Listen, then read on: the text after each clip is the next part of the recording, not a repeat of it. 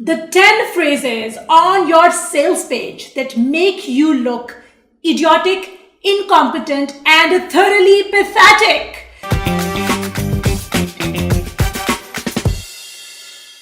Hello and welcome to another episode of the Persuasion Show. This is Bushra Azhar, your host, and I teach you in this show how to hack your way to rebuttal-proof arguments and back-button-proof websites. And this is also the show where you get to witness firsthand the emotional and psychological impact of steroids and self-hypnosis. You know, it's right what they say. You should not self-hypnotize and self-medicate yourself with steroids. It doesn't really mix well. Wait, do they say it? Or did I just make it up in my self-hypnotized haze? I don't know. What, do they say that? Okay. I hope they don't say that. But a lot of the madness that you witness in this show is because of the side effects of those two things that I just talked about.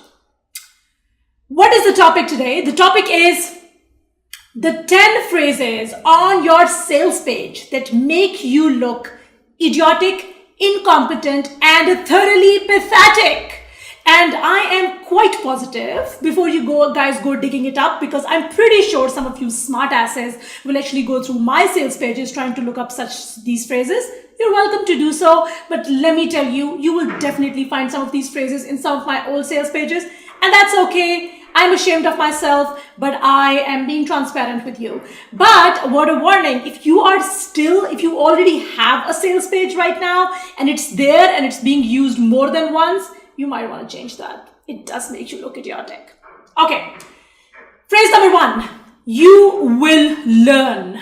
Okay, I understand we're all trying to sell information and we're all trying to create courses and we're all trying to turn all of our clients and students into bloody scholars, but people don't want information. They don't wake up in the middle of the night thinking, oh my God, I wish I had read one more article. I wish I had one more PDF. I wish I had one more piece of information.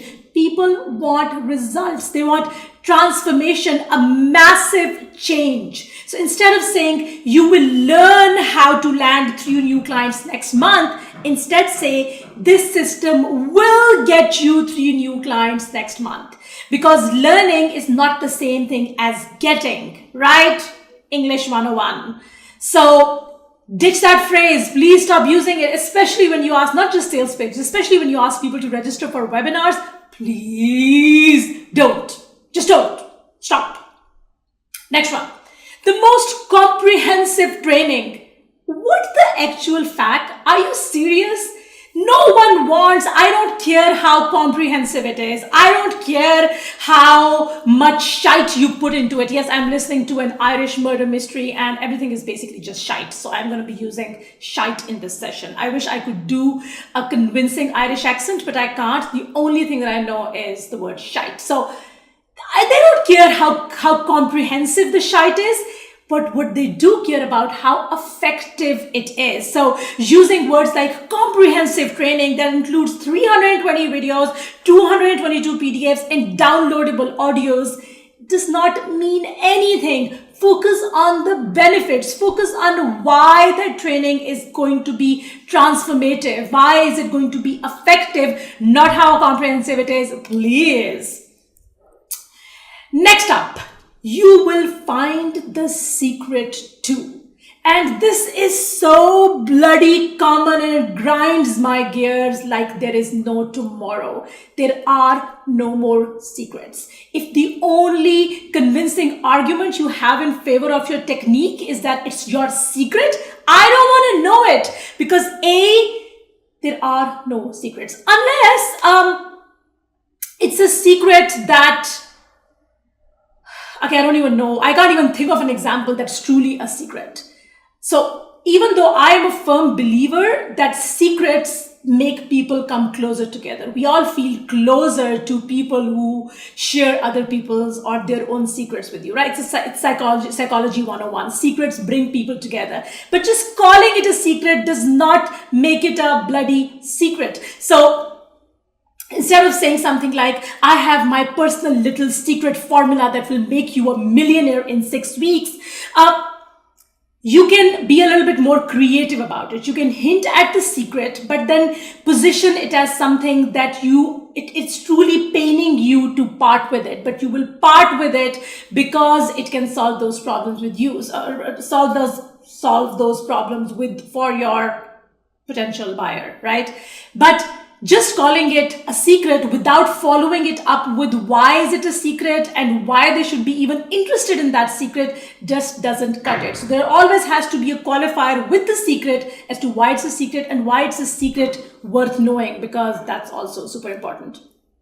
Next up, this will save you money. Now again, Psychology 101, finding $1 is way more lucrative or attractive than knowing that I will not lose $1. So even if you're positioning something as money saving, even if you're positioning something as you will save money, instead of positioning it as a saving opportunity, position it as making or finding more money. So for example, if you are someone who teaches them budgeting, so they'll be able to save $100, position it as it's like finding $100 extra per week to spend on whatever you choose. So take the same thing, but position it as gain rather than a fear of loss. So fear of loss works, but when it comes to money, the potential of gaining $1, and it's based on research, I'm not just making it up, potential of gaining $1 is way more attractive than the prospect of not losing $1. Okay, next up. Once you have this, you will not need anything else. Now, there are two problems with this. Problem number one, yes, you probably came up with something that's really comprehensive. You probably came up with something that's literally the end all to that problem. But there are two problems with doing this. When you position it as the end all, you literally will not need anything after you have this. You're not only closing the door for yourself to potential sales, but you're also making them doubt you, because people, it's just too good to be true. When you position something as the end all, the only thing you will ever need, it makes it questionable. People's believability switches go plonk. They're like, really?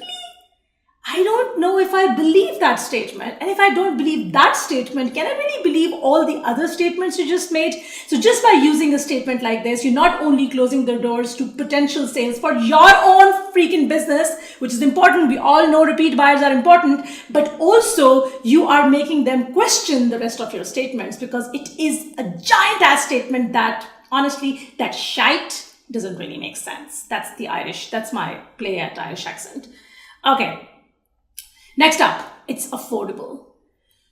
Dude, don't do this. I have the most affordable trainings. I have sold trainings for $7. Trust me, $7 for a training. But I would never position it as something that's affordable, because if the core merit of your program or your system or whatever you're selling, your lipstick, I don't care what you're selling, if the core merit is that it's affordable, then there is something wrong. Now, I'm not saying that if you literally are the most affordable in your industry and all the other specs are the same, I'm not saying you should not mention it. You should mention it. In fact, if you really are competing on price, then price should be your core message, but not as an affordable option. Don't position it as an affordable option, because in people's heads, they equate affordability with mediocrity. So they think that when you say affordable, it means it's a compromise on quality. Instead, position it as the best value for money or best option in that price range, but not as your core selling proposition should not be it's the most affordable option. Okay, next up, this is my life's work. Who freaking cares? Just because it's your life's work does not give it enough merit for me to shell out my money, right? So I don't care, even if you are Dalai Lama, which I'm going to question your sales page and your sales tactics if you're Dalai Lama. Oh, can there be more than one Dalai Lama? I have no idea. So please excuse me if I have no idea about what this is. I'm an illiterate villager who literally has no idea how this works. But I don't care what your life's work is. But if your sole merit or whatever you're selling is because you want to talk about the fact that this is my life's work, no one cares. For all we know, you spent all your life running after rabbits or, I don't know, eating M&Ms by the fistful while binging on Netflix. I don't know. So your life's work does not matter to me. What matters to me is what are the results that you can get from me. So please stop with that.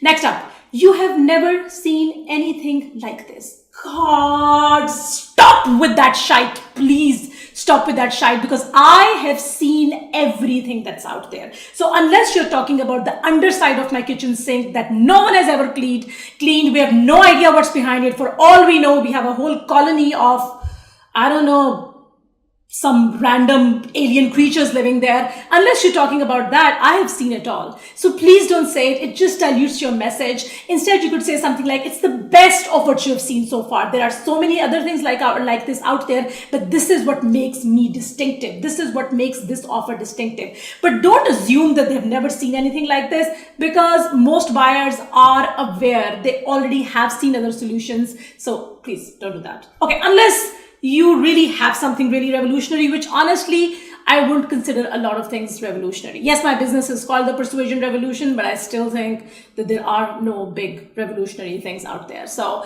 be really careful about using a phrase like this. I'm not here to make money. Just stop that shite. Just stop. You are in business. It's a lie, and it makes you look like a liar. We're all here to make money because this is not a hobby. This is a freaking business. You want people to make money so you can give them value. So please don't say, I'm not here to make money, because that does not ring true to you. And that's unfair to your business. And that's unfair to your value proposition. That makes you look cheap, and that makes you look like you don't value your work enough. And most importantly, if you keep using that line, people will begin to see you or continue to see you as a library. You don't want them to see you as a library. You want them to see you as a bookshop. And what do you do in a bookshop? You go and you pay money to get information. You're not a freaking library. You are a bookshop, and a high-end bookshop with a really cool coffee table where people pay money just to stick around. That's who you are. So don't say I'm not here to make money, because that's not true, and people know that it's not true. Last one. I have 30,000 fans on Facebook. Fans do not mean buyers. Fans do not mean results. Fans do not mean testimonials. Fans does not mean anything except an ego number. I literally have the smallest, most embarrassing number of fans on Facebook. But that doesn't change anything for me, because I almost have more buyers than I have fans on Facebook. So people know that your fans does not mean the only thing the fans or followers or Twitter followers or any of those vanity numbers, the only thing it does is give a little bit of a social proof. But that does not make them believe your product, or that does not make them believe your authority. That does not make them believe in your ability to get results. So using your social stats as a reason to believe is like claiming to be a Casanova because your lab partner in high school is now a supermodel. Really, that's what it is. And if that's how you want to play it, good luck, but it's not going to make you sell things. So these are just 10 phrases. I have a whole library of phrases, but I'm going to be sharing more of those over the next few episodes. But go through your sales page, go through your pitches, go through your webinar pitches, go through your webinar registration page, go through your words when you ask people to buy, or when you're on sales calls, or when you write your product description, or in any way where you position your product. If you are using these phrases, then what you are doing is you're unconsciously repelling people away from this. You may not know that you're repelling them. Even they may not know that you're repelling them, but that is exactly what's happening. So be really careful with the use of these phrases. And I really hope you don't find a lot of these on my sales page. You'll still find some, because I haven't cleaned up all of my sales pages. But this was it from me for now. I will see you really soon with another episode of The Persuasion Show. In the meantime, I am going to insist that you come join 60-Second Persuasion, our free Facebook community. I'm also going to double insist that you go to thepersuasionshow.com and grab a copy of The Ultimate Guide to Persuasion, because that guide is forever going to solve your problems of lame pitches and super lame sales pages. You will know exactly what to say to switch on the right psychological switches and get them to say a yes. This is Bushra Azhar signing off. I will talk to you very soon.